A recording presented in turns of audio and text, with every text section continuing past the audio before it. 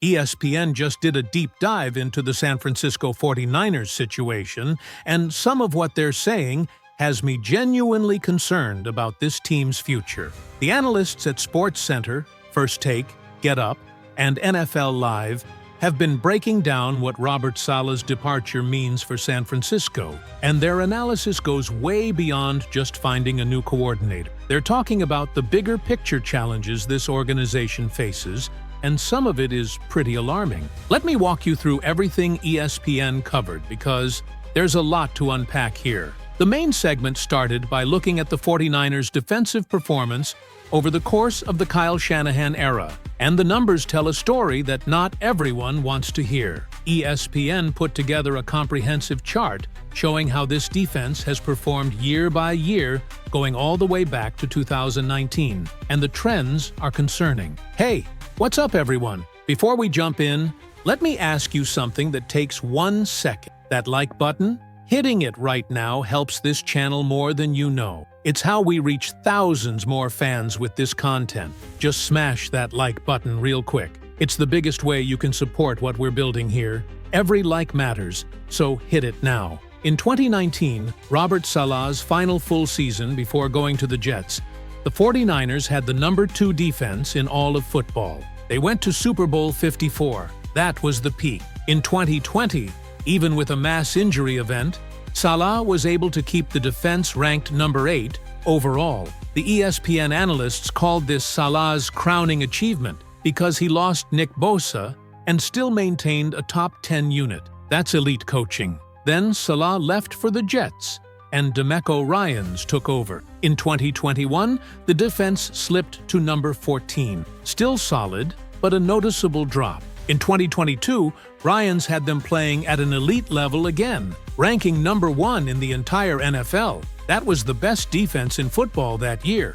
But then Ryans left to become the head coach of the Texans, and the decline started. In 2023, under Steve Wilks, they dropped to #10. Not terrible, but concerning when you went from #1 to #10 in 1 year. In 2024, under Nick Sorensen, the bottom fell out. They dropped all the way to #26. That was unacceptable for an organization with Super Bowl aspirations. And this past year under Saleh, they finished at #24. Still in the red, still not good enough. The ESPN analysts were quick to point out that this year's ranking comes with a massive asterisk because of all the injuries. But they also raised a troubling question. What happens when Kyle Shanahan can't find the right defensive coordinator? Because that's been a recurring problem. Wilks didn't work out. Sorensen was in over his head, and now they have to start the search all over again. ESPN spent a significant amount of time analyzing the splits from this season,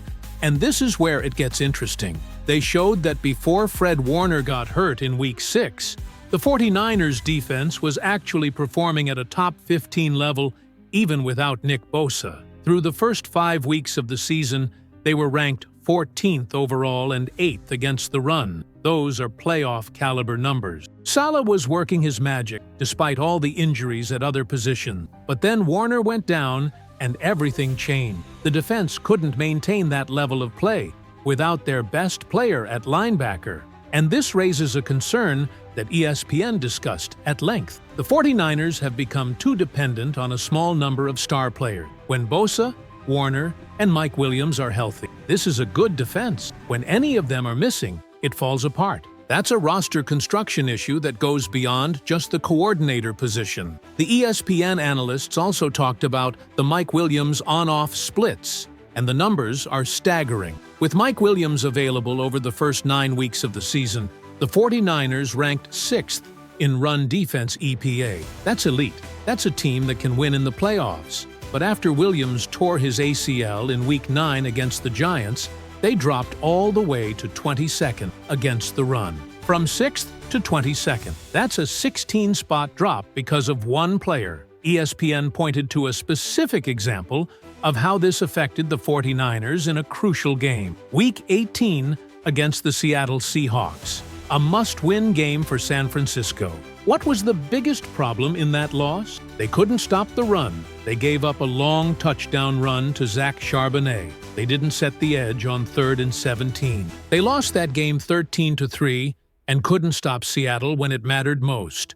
The analysts believe that game might have gone differently if they had been able to maintain their run defense at the level it was when Williams was healthy. The ESPN crew then discussed what this means for the upcoming offseason and the priorities for the next defensive coordinator. First and foremost, they need Nick Bosa back and healthy. They need Mike Williams back and healthy. Those two players were the stalwarts of this defense, and without them, everything fell apart. But ESPN also pointed out that you can't just rely on injured players coming back. You need depth, you need reinforcements. At defensive tackle, the ESPN analysts said the 49ers might need to add a mid-tier veteran. C.J. West and Alfred Collins both had awesome finishes to the year. Saleh and Chris Kokorek deserve credit for developing those young players into functional NFL contributors. But even with those two and Mike Williams, the 2025 draft class for the defensive line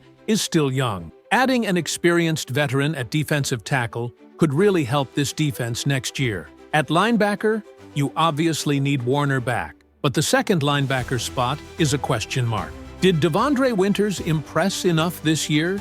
He dealt with a ton of injury issues, but was solid when he played next to Warner. The 49ers are hoping Nick Martin can get out of concussion protocol and compete for that weak side linebacker position in year 2. He brings a more impressive physical profile that could be really good for San Francisco, but that's a lot of hoping. The ESPN analysts said they still haven't adequately replaced Dre Greenlaw at that position. The safety position is where ESPN expressed the most concern. They said the 49ers absolutely need a playmaking coverage safety. Malik Mustafa showed flashes as a rookie, but is coming off an ACL tear. Can he get back to where he was? Jair Brown struggled in coverage all year. The ESPN analysts talked about how Robert Saleh wanted sideline-to-sideline safety. He was used to Earl Thomas in Seattle, a guy who ran a 4.2 40 and could cover the entire field. Brown doesn't have that speed. Mustafa doesn't have that coverage ability yet.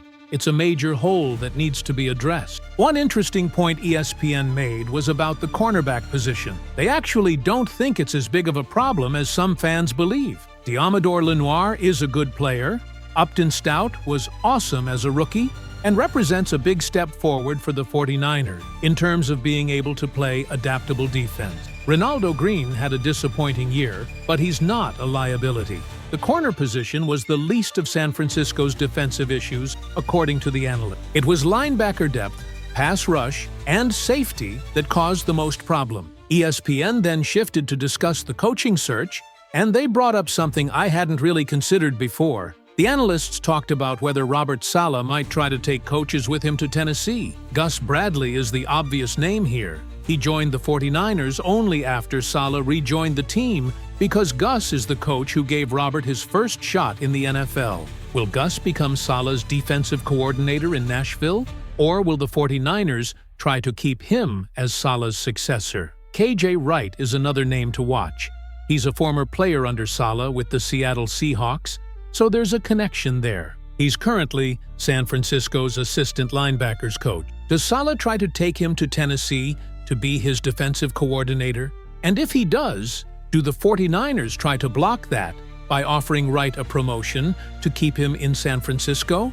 The ESPN analysts said the good news is that both sides are parting on very good terms. Saleh and the 49ers have mutual respect. This isn't a messy divorce, and that means they can have productive negotiations about which coaches go where. They may have already had pre-existing agreements when Saleh took the job last year. Something like, if you leave to become a head coach, we want to keep this guy, you can take that guy. That kind of arrangement is much easier when there's civility between both parties. ESPN also discussed the philosophy that the next defensive coordinator will need to embrace. They talked about how John Lynch, the 49ers general manager, played behind Warren Sapp and company in Tampa. Lynch likes to trust his front four. That's how they first built this defense in 2017 2018, and 2019. That's how they want to keep building it. The idea is that if your defensive line can dominate, everything else becomes easier. You don't have to blitz as much. Your secondary can play more coverage. Your linebackers can flow to the ball without worrying about extra responsibilities. The analysts pointed out that it isn't hard to find a defensive coordinator who believes dominant defensive line play is the way forward. Most good coordinators think that way, so the philosophical fit shouldn't be difficult. The question is finding someone who can actually execute that vision and develop the young players the 49ers have invested in. One concern ESPN raised was about the continuity issue. This is now the 6th different defensive coordinator situation for the 49ers in the Shanahan era. Saleh, Ryans, Wilks, Sorensen, Saleh again, and now someone new. That's a lot of turnover. And while some of it has worked out well, some of it has been disastrous. Wilks was outfoxed way too many times. Sorensen was completely in over his head. The 49ers need to get this hire right because they can't afford another year of bad defensive coordinator play. The ESPN analysts compared this to what the Kansas City Chiefs have done with Steve Spagnuolo. Spagnuolo has been their defensive coordinator for years now. He's not going anywhere. He doesn't want to be a head coach again. He just wants to win championships. That stability has been huge for Kansas City. The 49ers need to find their version of Spagnuolo, someone who will commit to being a coordinator long-term and not bolt for a head coaching job after one good season.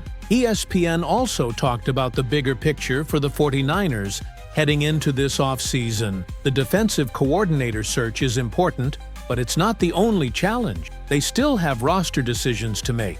Joanne Jennings is a free agent, and it sounds like he's probably gone. That's a big loss at receiver, even if they want to get younger and faster at that position. Brandon Ayuk's contract situation created cap space, but they need to use it wisely. The draft is going to be defensive heavy again. According to the ESPN analysts, they need a defensive tackle or two. They need an edge rusher or two. They need players at just about every level of the defense, and they need whoever is coordinating that defense to integrate all these young players successfully. That's a big ask for any coach. What struck me most about ESPN's coverage was the underlying sense of uncertainty. They're not panicking about the 49ers. This is still a well-run organization with a great quarterback and a good head coach. But there are real questions about whether this team can get back to the Super Bowl level they were at just a few years ago. The defensive erosion has been real. The injuries have piled up, and now they have to find yet another coordinator and hope it works out this time. The ESPN analysts ended by saying they believe in Kyle Shanahan's ability to find the right person. He's done it before. The Saleh hire the first time worked out great. The Ryans promotion worked out great. But they also acknowledged that he's swung and missed with Wilks and Sorensen. The margin for error is getting smaller. The window to win a championship with this core group of players is closing. They need to get this hire right. So, what do you think about ESPN's analysis? Are you concerned about the 49ers' ability to find the right defensive coordinator? Do you think the roster issues are more worrying than the coaching search? I want to hear your thoughts in the comments, because this is a fascinating situation that's going to define San Francisco's next few years. Drop a like if you found this breakdown useful, and let me know if you want me to keep covering the 49ers off-season. There's going to be a lot of news coming out over the next few weeks, and I want to make sure you're up to date on everything. Until next time, take care.